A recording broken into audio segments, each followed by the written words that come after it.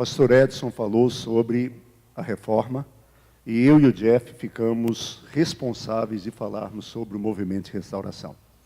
Martinho Lutero fez a reforma e Thomas e Alexander Campbell, além de Barton Stone e outros, trabalharam a questão da restauração. Qual é a diferença entre restauração e reforma?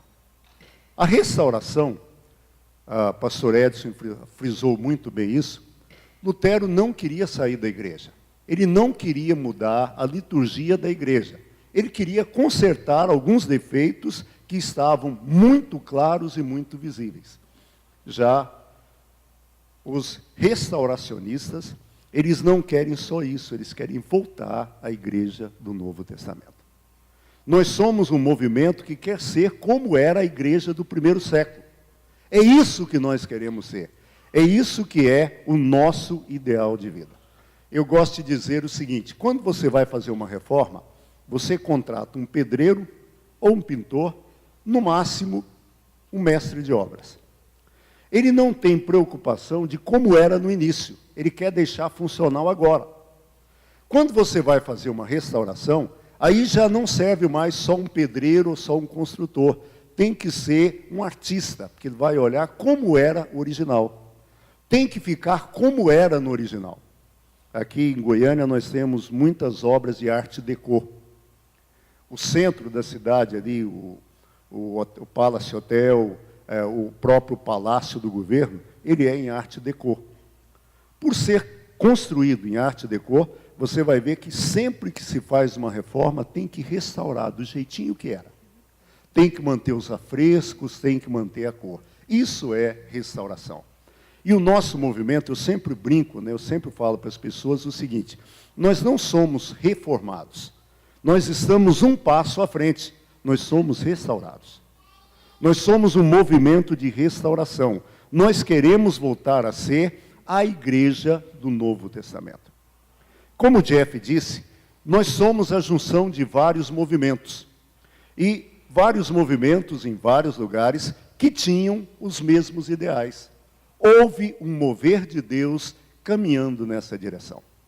E é interessante que, por volta de, foi nos anos 80, o início, 85 por aí, o pastor Thomas Fife foi a Angola. E lá em Angola ele conheceu uma igreja de Cristo que já existia lá. O líder daquela igreja era o pastor Arão Paladangoshi.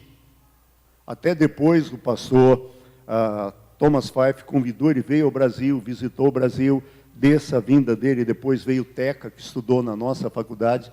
Mas a coisa mais interessante é que a Igreja de Cristo de Angola é uma igreja autóctone. Ela começou lá. Mas é interessante que ela começou lá, mas ela tem princípios iguais aos nossos, muito parecidos com os nossos. Temos também, lá na região Nordeste, a Igreja de Cristo, que foi fundada pelo pastor João Queiroz. Pastor João Queiroz era o pai do pastor Carlos Queiroz, do Carlinhos. O Carlinhos do Brioso e do Azulão, que já esteve conosco algumas vezes. E a igreja que o João Queiroz começou, mesmo ele tendo vindo das Assembleias de Deus, o início, a igreja dele começou com o nome de Assembleia de Cristo, porque ele veio da Assembleia. Só que, por volta de 1937, ele conheceu o Virgílio Smith, que já tinha saído da Igreja de Cristo. E o Virgílio Smith, pastor Virgílio Smith, falou para ele sobre o nome Igreja de Cristo. Ele mudou de Assembleia de Cristo para Igreja de Cristo. Mas eles também têm princípios parecidos conosco, com os nossos. Então a gente vê o seguinte, nesse ideal de restauração, Deus vai levantando pessoas, igrejas em vários lugares. É interessante, eu sempre paro para analisar alguns movimentos que eu já vi. Por exemplo, Deus restaurou de forma maravilhosa o louvor na igreja evangélica no início dos anos 80, primeiro com os grupos, né, que faziam turnês pelo Brasil. Começou com Vencedores por Cristo. Mas depois as comunidades evangélicas foram instrumento de Deus para restaurar o louvor. O nosso louvor era muito devagar. Eram só hinos do cantor cristão e não saía disso. E aí veio o pessoal das comunidades evangélicas e deram um upgrade, né? Essa palavra é boa. Deram um upgrade no louvor da igreja evangélica. Deus restaurou. E Deus tem levantado os outros grupos fazendo isso. E assim aconteceu lá nos anos 1800. Um dos nossos fundadores, Barton Stone, o Jeff frisou muito isso, ele esteve naquele acontecimento histórico que aconteceu em 1801, aquele avivamento que aconteceu na pequena currutela de Cane Ridge. Cane Ridge era, na época, uma cidade, a região tinha em torno de 2.000 pessoas. E passou por aquela convenção entre 25 e 30 mil pessoas, aquela conferência. A minha filha fez um mestrado numa faculdade das Igrejas de Cristo nos Estados Unidos, estudando sobre Cane Ridge. Ela e os colegas chegaram à conclusão que Cane Ridge foi Woodstock das Igrejas de Cristo. Porque as pessoas chegavam num lugar ermo, que não tinha nada, de carroça, de cavalo, de pé. E a multidão chegou. E não tinha McDonald's, nada disso. Então as pessoas tinham que cozinhar suas comidas em barracas, montaram barracas e durante 10 dias essas pessoas estavam ali e o Espírito Santo de Deus foi derramado. Esse homem, Barton Stone, ele estava ali. Barton Stone, ele foi ordenado pastor aos 26 anos e na prova dele, né, no exame dele, perguntaram para ele o seguinte: você aceita a confissão de Westminster? A confissão de Westminster é o credo presbiteriano. E conta-se que Barton Stone disse o seguinte: sim, na medida em que ele concorde com a palavra de Deus. Se ele concordar com a palavra de Deus, eu concordo. Se ele não concordar, eu estou fora. Ou seja, esse homem, com essa cara, com esse jeitão, Deus usou. E no final de 1811, o grupo que ele começou, já fora da igreja presbiteriana, estava com 13 mil membros nos estados do Kentucky, Alabama, Tennessee e Ohio. E o ideal de Stone era restaurar a igreja do Novo Testamento. Para ele, o importante não era a liturgia, não era a teologia. Para ele, o importante era a vida. Em 1807, chega o outro dos nossos fundadores, né? Thomas Campbell. Ele chega aos Estados Unidos vindo da Irlanda, formado e ordenado pastor presbiteriano na Escócia. E ele chega e vai pastorear uma igreja no sul da Pensilvânia, no sudoeste da Pensilvânia. E a igreja que queria pastorear era uma igreja presbiteriana, separatista, antiburguesa da velha luz. Ou seja, quando o membro aprendia o nome da igreja, já estava salvo. Né? Você é membro de que igreja? Mesmo não sou membro da igreja presbiteriana, separatista, antiburguesa da velha luz. Esse era o nome. E é interessante a gente ver que essas divisões, todas elas, não tinham nada a ver com os Estados Unidos, que era uma nação que estava começando. O separatismo foi um movimento que aconteceu na igreja anglicana entre puritanos. Todo separatista era puritano e todo puritano era anglicano. Os puritanos queriam uma reforma da igreja e não aceitavam o controle estatal. Eles defendiam que o governo da igreja deveria ser exercido por líderes escolhidos pela igreja. Ainda hoje, na igreja anglicana, os pastores são servidores públicos, porque a igreja é do Estado. E eles não concordavam com isso, esses homens, esses separatistas. Esse separatismo ele atinge o auge em 1562, quando a rainha Elizabeth, que deve ser tataravô dessa Elizabeth que está aí hoje, né? Ela instituiu o livro de oração comum como obrigatório em todas as liturgias oficiais da igreja. E exigiu também a ordenação episcopal dos clérigos pela coroa. Quando ela exigiu isso, cerca de 2.000 ministros puritanos deixaram a igreja da Inglaterra. A igreja do Campbell era antiburguesa. A Revolução Burguesa aconteceu na Escócia, entre 1649 e 1658. A igreja tomou esse nome porque num dos estatutos da Revolução Burguesa dizia o seguinte: nós somos fiéis à fé deste reino. um grupo sentaram para discutir. E aí veio aquela pergunta que geralmente os barbudinhos fazem. A que reino estamos nos referindo? É o reino de Deus ou é o reino desse país? Aí, uns disseram, é claro que é o reino de Deus. O outro falou, a gente não assina isso não. Está dúbio, está querendo dizer o reino daqui. E nós não concordamos com isso. Saiu da igreja e fundou a ala antiburguesa. Os que concordavam com o estatuto se tornaram os burgueses. Os que foram contra, antiburgueses. Mas a igreja dele, além de antiburguesa nos Estados Unidos, era também da Velha Luz. Esse movimento Velha Luz e Nova Luz, ele aconteceu no final dos anos 1700, entre os presbiterianos. Havia um grupo que dizia o seguinte, o que importa é a ortodoxia. Essa palavra ortodoxia, traduzindo, é doutrina correta. O que interessa é a doutrina correta. Se tiver a doutrina correta, pode viver do jeito que for. O importante é você saber tudo. A sua vida, Deus perdoa tudo. Afinal de contas, nós já somos salvos.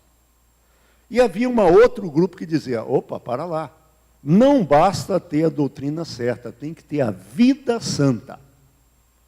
O grupo que acreditava que era só ortodoxia, ficou sendo chamado de Velha Luz.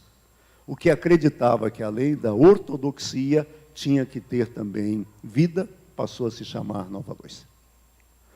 E é interessante, né? Deus une e o homem separa. Nós temos uma tendência muito grande de separar as coisas.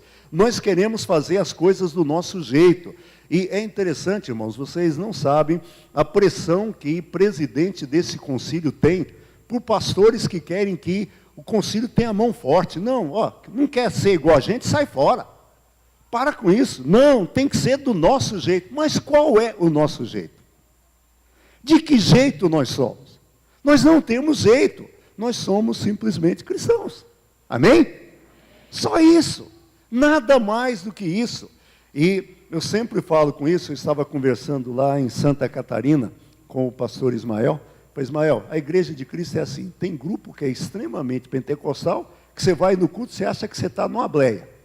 Mulheres de um lado, homens do outro, oportunidades mais do que no classificado do popular, né? Tempo inteiro. E você vai noutra que você tem a impressão que você está numa igreja presbiteriana com a presença do presidente do Supremo Concílio naquele culto. Mas nós nos amamos. E amém porque nós somos assim. Como foi dito ontem, nós somos o único movimento que o pentecostalismo não rachou a igreja. Você sabia que quem mais rachou a igreja no Brasil foi o Espírito Santo? Sabia disso? Começou nos anos 60 no Brasil, 70, as igrejas experimentavam as experiências carismáticas, se tornavam pentecostais, e aí formava, essa aqui é a igreja pentecostal, é a batista tradicional, é a batista pentecostal. Nós não tivemos isso. E sabe por que nós não tivemos? Porque havia entre nós um velhinho muito sábio, que ele dizia, irmãos, vamos amar. O importante é o amor. Mas o importante é o amor. Era a única palavra que o pastor Davi Sanders nos falava quando o pau comia nas reuniões. Oh, irmãos, vamos amar, vamos amar. E, meus amados, nós continuamos juntos exatamente por isso. É tão bom sermos diferentes. Geraldo gosta muito de dizer, pastor Geraldo Borges, que nós devemos ter unidade na diversidade. E devemos ter mesmo, nós somos diferentes, mas nós somos irmãos. Você já pensou, lá na sua casa, na sua família, todos os seus irmãos são parecidos? Não só fisicamente, mas especialmente emocionalmente? Todos agem do mesmo jeito? Não agem.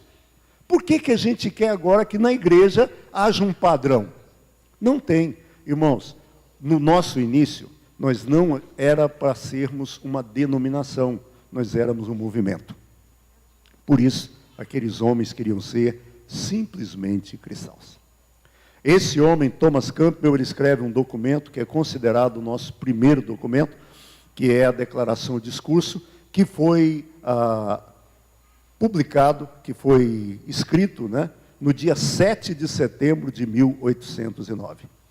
E, usando a declaração e discurso e aquele princípio que nós usamos tanto, nos essenciais, unidade, nas opiniões, liberdade, em tudo amor, Campbell definiu algumas coisas que ele considerava essenciais para a unidade do povo de Deus. Primeiro, como o pastor Edson já disse, ele não abriu mão das 5 solas da Reforma Protestante. Ou seja, não existe igreja se não for somente a Escritura. Pode ser qualquer coisa, menos igreja. Para ser igreja tem que ter a Bíblia. Ah, mas tem um livro muito bom. O autor do comentário bíblico, Halley, ele tem uma frase, e para mim é linda. O Halley disse o seguinte: a Bíblia é excelente para explicar os comentários. Não são os comentários que explicam a Bíblia, é a Bíblia que explica os comentários. Então, as 5 solas, somente, vamos repetir, somente a Escritura, somente a fé, somente a graça, somente Cristo e somente a Deus, glória a Deus. Ou seja, para ser cristão, tem que acreditar nessas 5 coisas. Isso é o fundamental para sermos cristãos. Mas o Campbell acreditava também que a autonomia congregacional, que as igrejas deveriam ser autônomas. Cada igreja dirigia a si mesma. Eu gosto de brincar com os pastores, meus amigos, que a maior virtude que nós temos se torna muitas vezes o nosso maior defeito. As igrejas são congregacionais. E aí, se o pastor descamba, ele leva a igreja, ele fecha a igreja, ele faz o que ele quer. Por quê? Porque ele age como se ele fosse dono da igreja. Mas e o concílio? O concílio não pode fazer nada, porque o nosso concílio não é concílio de igrejas, é concílio de pastores. Para o concílio intervir, o conselho da igreja tem que reunir e pedir a visita do concílio. Se pedir isso, a gente vai lá, caso contrário, não. Tem uma determinada igreja em Goiânia que está passando por um problema e anunciou a venda do templo daquela igreja. E alguém me ligou e falou: e o concílio não vai fazer nada? Não posso fazer nada. Foi feita uma visita, um grupo de pastores esteve lá e aquele irmão está irredutível. E o que nós podemos fazer? Nada, absolutamente nada. Por quê? Porque a nossa forma de governo é congregacional. Temos já no nosso meio um congregacionalismo misto, né? Porque os ministérios é uma certa forma de episcopado. Mas convivemos tranquilamente, somos a mesma igreja, sem nenhum problema. Sem nenhum problema. Campbell defendia também que para a unidade da igreja é fundamental a pluralidade de pastores, presbíteros ou bispos. Pluralidade, muitos. E é interessante que no Novo Testamento, pastor, presbítero e bispo significa a mesma coisa, desenvolve a mesma função. Mas por que ficou diferente? Não, a Igreja Católica instituiu que o bispo coordena pastores. Mas, biblicamente, não tem isso. E outra curiosidade, essas 3 palavras, quando aparecem no Novo Testamento, todas elas sempre aparecem no plural. Quando aparece o presbítero, o bispo, se refere a Jesus. É o único que aparece no singular. Na igreja, sempre tem pastores, presbíteros e tem bispos, nunca um só. No livro de Atos, capítulo 20, versos 17 e 28, diz assim: de Mileto, Paulo mandou chamar os presbíteros da igreja de Éfeso. Paulo mandou chamar o quê? Presbíteros. Não foi um presbítero, era o quê? Presbíteros. Olha o verso 28. Cuidem de vocês mesmos e de todo o rebanho sobre o qual o Espírito Santo os designou como bispos. Opa! Os presbíteros são o quê? Bispos. De novo, presbíteros estava no plural e presbíteros também aparece no plural. Bispos aqui também aparece no plural. Para pastorearem a igreja de Deus que ele comprou com seu próprio sangue. Opa, espera aí. Os presbíteros são chamados de quê? De bispos para fazer pastorearem. Opa, Quem pastoreia é o quê? Pastor. Então, pastor, presbítero e bispo são a mesma função. Por hierarquia, por questão de hierarquia, disse que é diferente, mas biblicamente não é a mesma coisa. Quando o pastor Roberto Fife chegou em Portugal, no ano de 87, ele fez um cartãozinho de visita e ele colocou Robert Edward Lee Fife, embaixo, pastor / presbítero / bispo. O cara era tudo, né? Mas somos todos isso. Nós somos pastores, somos presbíteros e somos bispos. Aí a igreja instituiu o seguinte: o presbítero é o leigo, o pastor é o ordenado e o bispo é o que coordena. Na igreja católica isso fica mais simples de ver, porque a igreja católica, um bispo é responsável por uma diocese. A diocese é um conjunto de paróquias de uma determinada região. Então, lá tem essa razão, mas a palavra é a mesma, sem nenhum problema. E 1 Pedro, capítulo 5, versos de 1 a 3, portanto, apelo para os presbíteros, de novo, plural, que há entre vocês, e o faço na qualidade de presbítero como eles. Pedro era o quê? Presbítero. E ele está escrevendo aos presbíteros da igreja, como eles, do sofrimento de Cristo, como alguém que participará da glória a ser revelada. Pastoreiem o rebanho de Deus que está aos seus cuidados. Os presbíteros é para fazer o quê? Pastorear. Se vai pastorear é o quê? Pastor. Pastor. Então essas palavras biblicamente, mesma coisa. Orem por eles não por obrigação, mas de livre vontade como Deus quer.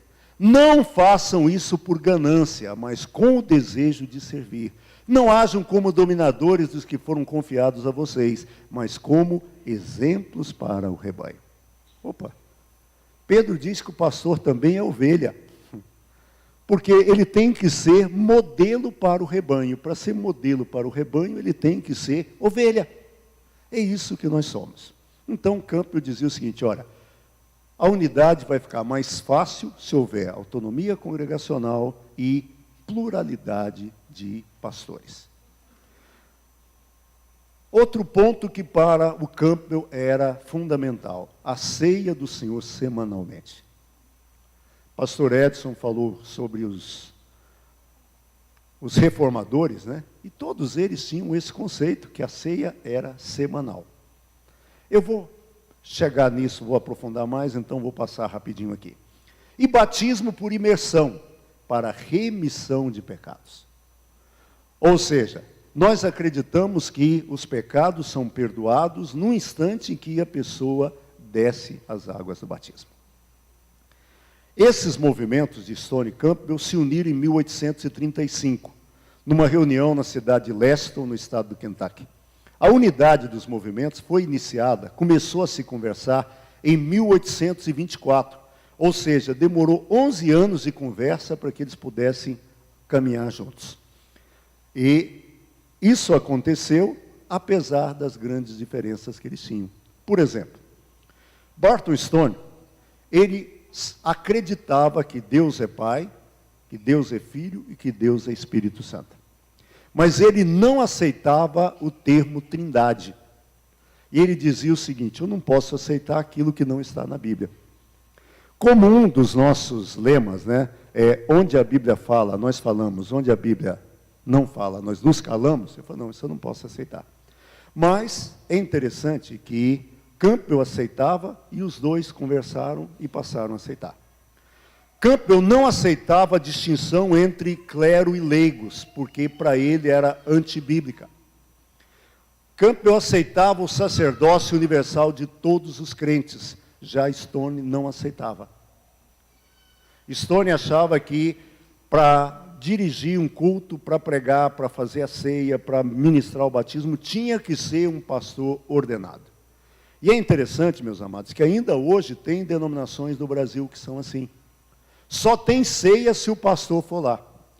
Eu conheço um caso, já tem uns 20 anos, de uma irmã que começou uma igreja numa determinada cidade do interior. Ela pregava, ela dirigia os cultos, as pessoas se convertiam. No dia de batizar, tinha que ir um pastor de Goiânia para fazer o batismo. mergulhava o povo na água, voltava. Uma vez por mês ia um pastor daqui para fazer a ceia do Senhor. Gente, quem era pastor daquela igreja? Era aquela mulher. Ela que ganhava as pessoas, ela que evangelizava. Por que ela não pode batizar? E eu me lembro que lá na Fama, já nos anos 80, estabelecemos o seguinte: quem ganhar, se quiser, pode batizar para Jesus. A última vez que eu preguei lá no Novo Horizonte, tinha batismo, e eu vi muitos pais batizando os seus filhos. E os pais não eram pastores, eram membros da igreja, servos do Senhor Jesus. Por que eles não podem batizar? Claro que podem, meus irmãos. É que a gente fica tentando controlar o processo. O clericalismo é uma forma do pastor ter domínio da igreja. O dono da igreja tem marca de cravo na mão. Amém? O dono da igreja se chama Jesus Cristo. Amém? Ele morreu pela igreja. Eu e você não morremos pela igreja, a igreja é dele. Eu tenho um conceito de igreja. Aliás, 2 conceitos de igreja. Eu vejo a igreja muito parecida com um hospital psiquiátrico.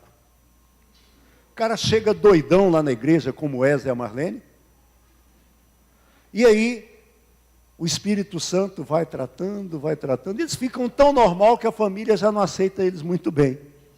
Aí eles ficam na igreja e vira enfermeiro, vai cuidar de outros doidos que vêm depois dele. Não é assim? Outra figura que eu tenho da igreja, para mim, a igreja é como família, e família de pobre. Essa categoria eu posso falar porque eu entendo bem, eu sou dela. Família de pobre é assim: o pai e a mãe saem para trabalhar, e os irmãos mais velhos cuidam dos irmãos mais novos. Até as minhas irmãs mais velhas estão ali. Eu sempre brinco que os meus ossos são perfeitos, graças à minha irmã Araci. Ela era muito magrinha. A minha mãe comprava para ela biotônico, fontora e emulsão Scott. Ela tomava o biotônico e me dava a emulsão. Então, meus ossos são a maravilha, graças àquele emulsão Scott. Ô trem ruim danado, né? Quantos aqui já tomaram emulsão de Scott? Sabe o que eu estou falando, né? Um fedor de peixe danado, né? Mas igreja é assim, meus amados, é família. O pai confiou aos irmãos mais velhos cuidar dos irmãos mais novos. E quem são os irmãos mais velhos? Os pastores, os líderes. Nós temos a responsabilidade de cuidar dos irmãos mais novos. Não podemos bater, porque senão quando a mãe chega, bate também. Não podemos mandar embora, porque senão apanha também. E não pode deixar virar bagunça, porque senão apanha também.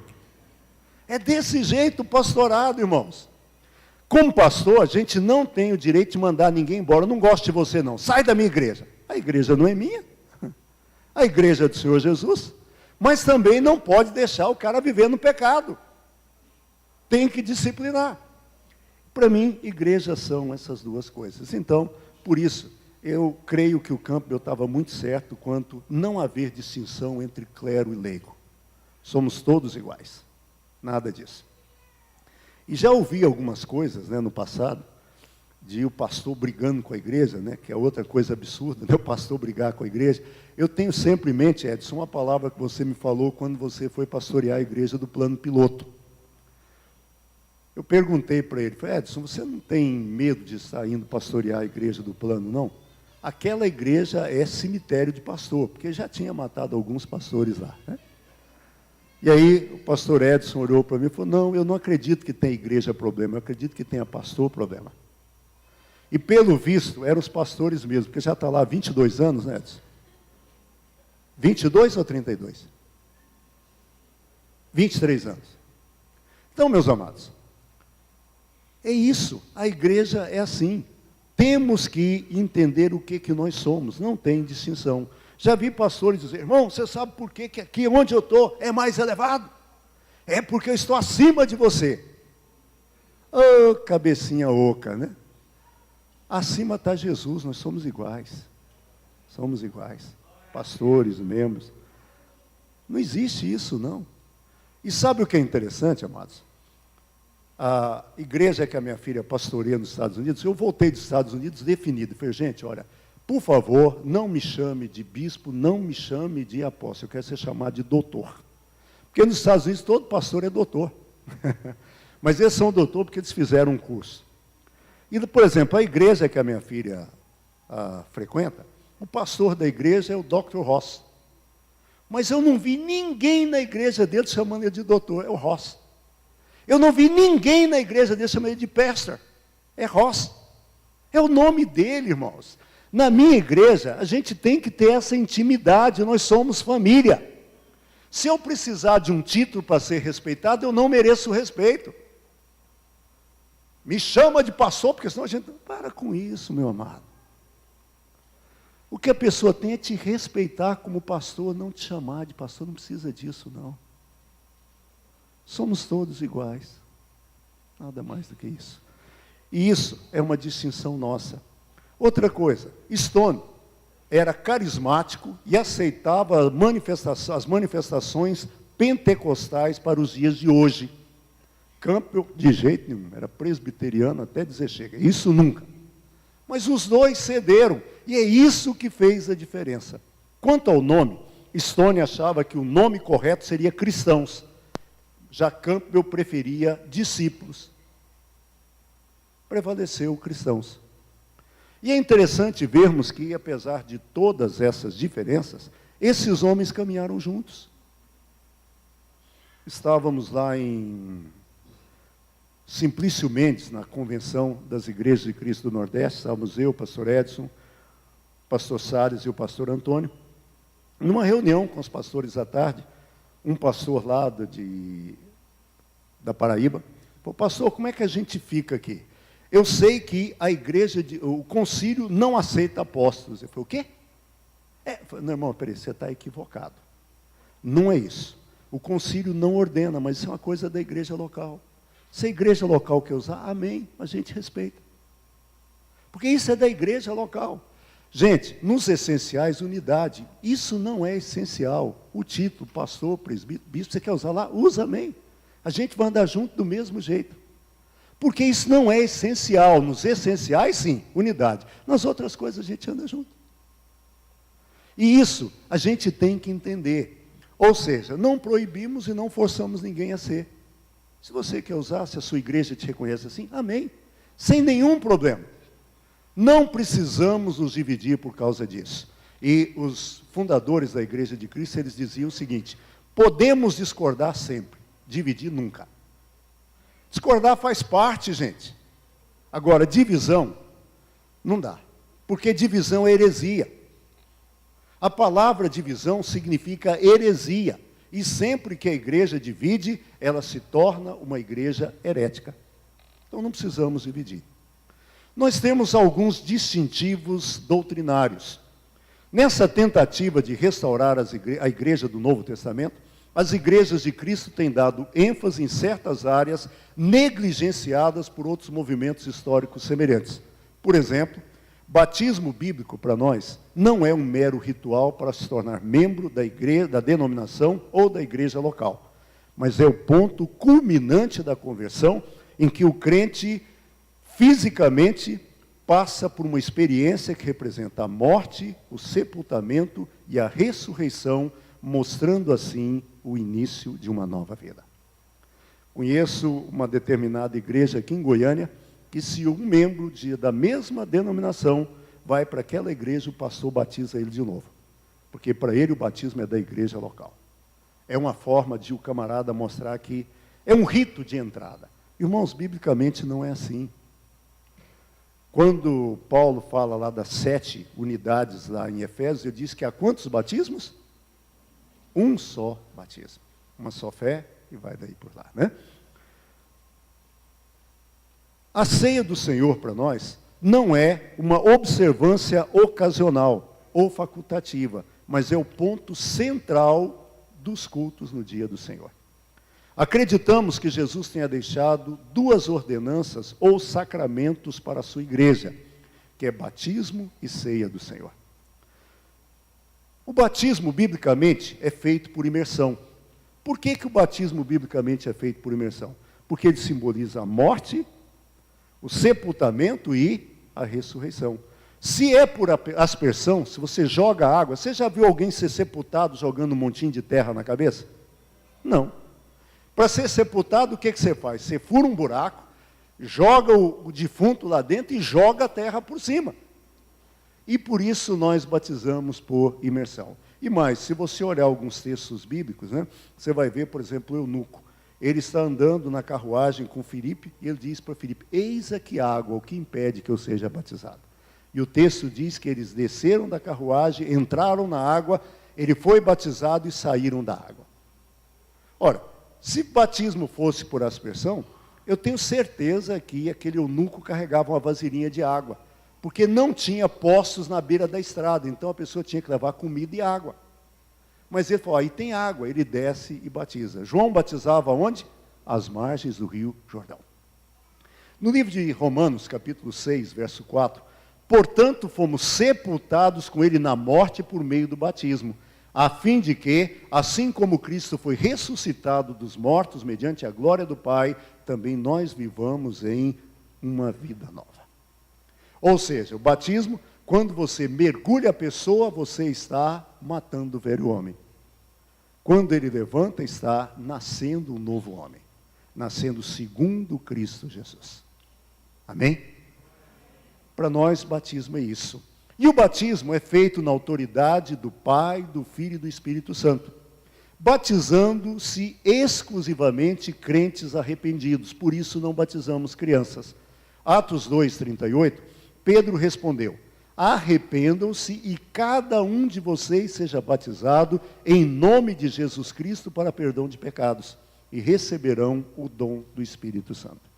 A condição para alguém ser batizado é arrependimento. Se ele creu que Jesus é o Cristo, o Filho de Deus, e se arrependeu, ele está apto para o batismo.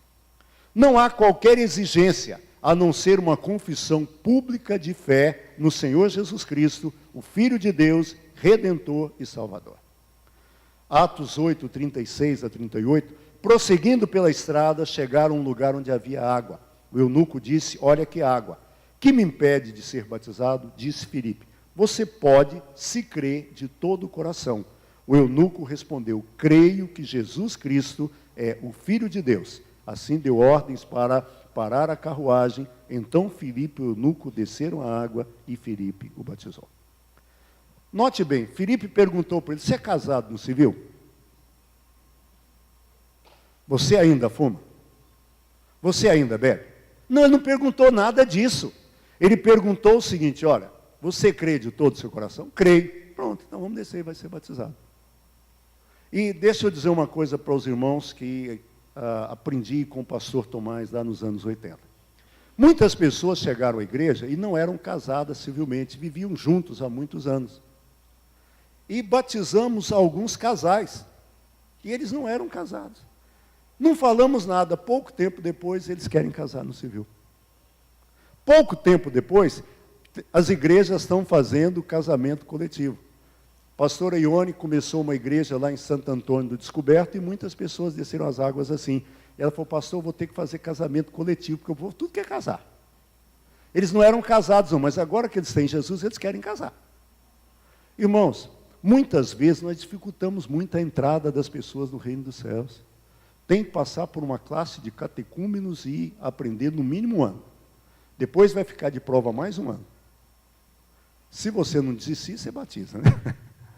Gente, não era isso que... Crê, seja batizado. É claro, vamos ensinar para a pessoa ter consciência daquilo que está fazendo. Mas não é um PhD, é rudimentos. Simplesmente rudimentos. Nada além desses rudimentos da fé. O restante vai com o tempo. Quanto à ceia do Senhor. Participar da ceia do Senhor é permitido a todo cristão batizado a convite do Senhor após examinar-se a si mesmo. 1 Coríntios 11, versos 23 e 28, Paulo diz, pois recebi do Senhor o que também vos entreguei, que o Senhor Jesus, na noite que foi traído, tomou o pão, e ele continua. Note o seguinte, no verso 23, Paulo diz que ele recebeu a instrução da ceia de quem? Olha, não foi o Supremo Concílio de Jerusalém. Eu estive com o irmão Tiago, que é irmão de Jesus, e ele me falou. Eu estive com o irmão Pedro, que é um dos pais da igreja. Não, não. Ele disse, eu recebi do Senhor. Quando nós participamos da ceia do Senhor, nós somos convidados pelo Senhor. Quem nos convida a participar da ceia é o que morreu na cruz pelos nossos pecados. Por isso, a ceia é algo tão importante, a comunhão é algo tão importante.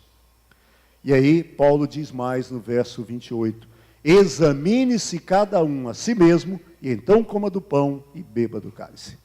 Outra marca das igrejas de Cristo. Nós cremos que a ceia do Senhor é livre para aqueles que são batizados. Eu não tenho direito de falar, irmão, você não pode beber ceia, não. Irmã, você vai beber. Não, eu não posso fazer isso. O texto diz, examine-se cada um a quê?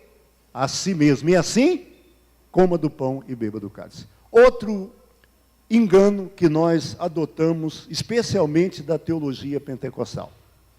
Irmão, se você estiver em pecado, não participa da ceia. Onde está isso na Bíblia? Se você for participar da ceia sem pecado, das duas uma, ou você é cego, ou você é mentiroso, porque nós somos pecadores. O que a gente precisa fazer é examinar. Eu pequei? Pede perdão. 1 João 9 diz o quê? Se confessarmos os nossos pecados, Ele é fiel e justo para nos perdoar os pecados e nos purificar de toda a injustiça. Amém? Por isso, irmãos, na hora da ceia, a gente faz esse exame. Estou em pecado, eu peço perdão e participo da ceia. Porque senão eu enfraqueço. Gente, a ceia do Senhor é alimento. Você já pensou isso? Você chega no hospital, você está ruim, aí o enfermeiro fala, olha, você vai entrar e sentar, quando você estiver melhorzinho, eu vou te dar remédio, tá? O que você vai falar para o enfermeiro? Eu vou embora disso aqui, rapaz.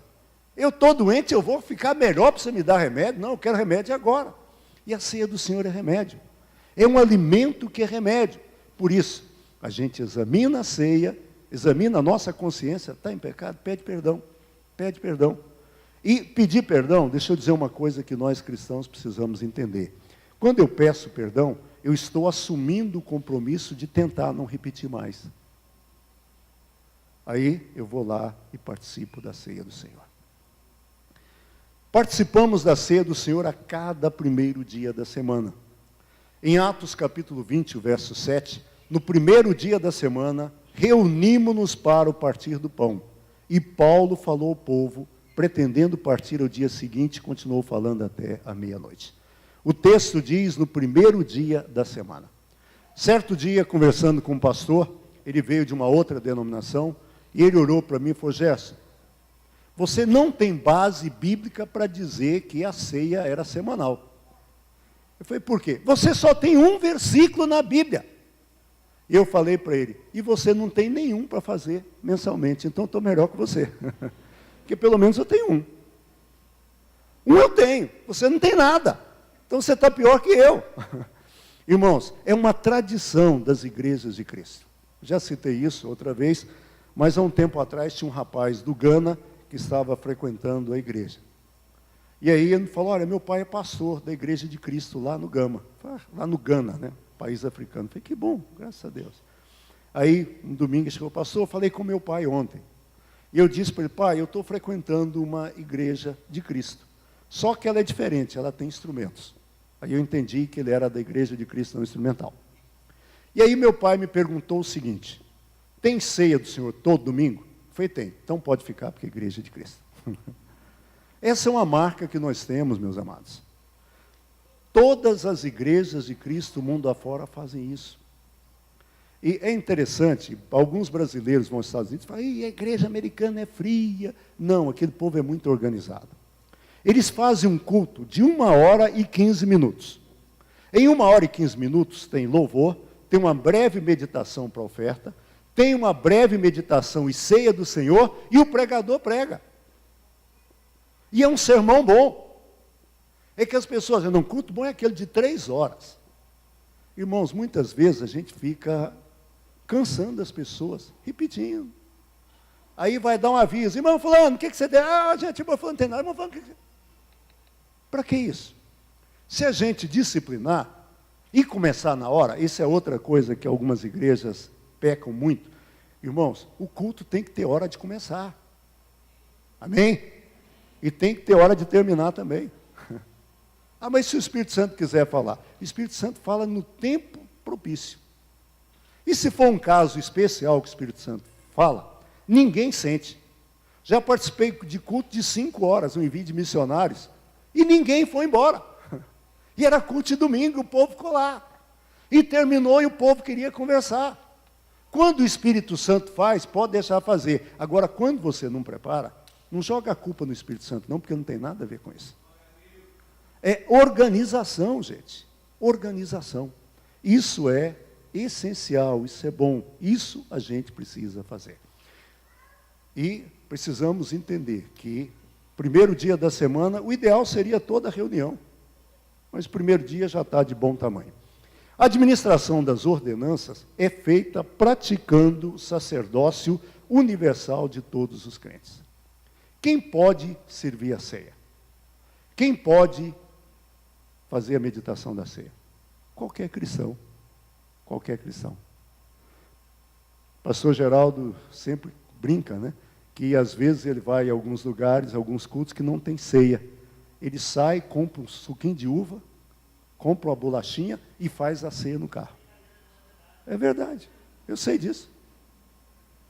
Por quê? A importância da ceia do Senhor para as nossas vidas. A importância da ceia do Senhor para nossa vida cristã. 1 Pedro 2,9, vocês, porém, são geração eleita, sacerdócio real, nação santa, povo exclusivo de Deus, para anunciar as grandezas daquele que os chamou das trevas para a sua maravilhosa luz. Nós somos geração eleita, sacerdócio real, nação santa, povo de propriedade exclusiva de Deus. Irmãos, cada crente é um ministro. Eu tento não usar muito a palavra sacerdócio, porque algumas pessoas tentam veterotestamentar essa palavra. Nós não somos mais sacerdotes como tinha sacerdotes no Velho Testamento. Porque no Velho Testamento, o sacerdote era o intermediário entre Deus e o povo. A figura do sacerdote foi criada no Velho Testamento, em parte por causa daquele pedido do povo a Moisés. Moisés, faz o seguinte, você fala com Deus, Deus fala com você e você fala conosco, senão a gente vai morrer. A gente é muito pecador. Mas, irmãos, hoje o Espírito Santo habita onde? Em nós. Nós temos livre acesso ao Senhor. Por isso, cada um de nós é ministro do Senhor. Amém? Às vezes, você fala, mas eu não sou pastor. Não, você é professor, lá na sua escola você é ministro. Você é bancário, lá na sua agência bancária você é ministro do Senhor. Você é um militar, lá no seu plantão, lá no seu serviço, você é ministro do Senhor. Onde quer que você esteja. Precisamos acabar com isso, essa distinção entre aquilo que é santo, sagrado e aquilo que é profano. Olha, os reformadores diziam o seguinte, não tem nenhum milímetro quadrado de área em todo o universo que Jesus não requeira para uso dele, porque tudo é dele. Por esse motivo, aquilo que a gente faz tem que ser para a honra e glória do Senhor. Conta-se que certa vez um sapateiro perguntou para Martinho Lutero, reverendo, como é que eu posso servir a Deus com a minha profissão? Ele perguntou, o que o irmão faz? Sou sapateiro. Faça os melhores sapatos, com os melhores materiais, e venda por preço justo. Aí você vai estar exercendo o seu ministério. Faça o seu melhor e cobre o preço justo. Só isso. E você vai estar exercendo o seu ministério. Por isso, nós somos um povo de fé muito simples, que busca cultuar Deus de forma simples, com pureza de coração e seguindo as Escrituras. Eu vou convidar o Wesley, Marlene e o Marco Aurélio para estarem chegando aqui. Eles vão estar nos conduzindo em um cântico. E eu quero convidar os irmãos lá da igreja Era do Fim Social. Eles vão estar nos ajudando na ministração da ceia do Senhor. Eles vão estar trazendo o pastor Clodoaldo, ele e a equipe dele, quero desde já agradecer, né, a igreja em células lá do Jardim Fim Social, tem estado com a gente, né, todo esse tempo, esse grupo maravilhoso, esses irmãos abençoados. E lembrando disso, que a ceia não é minha nem sua, a ceia é de quem? Do Senhor.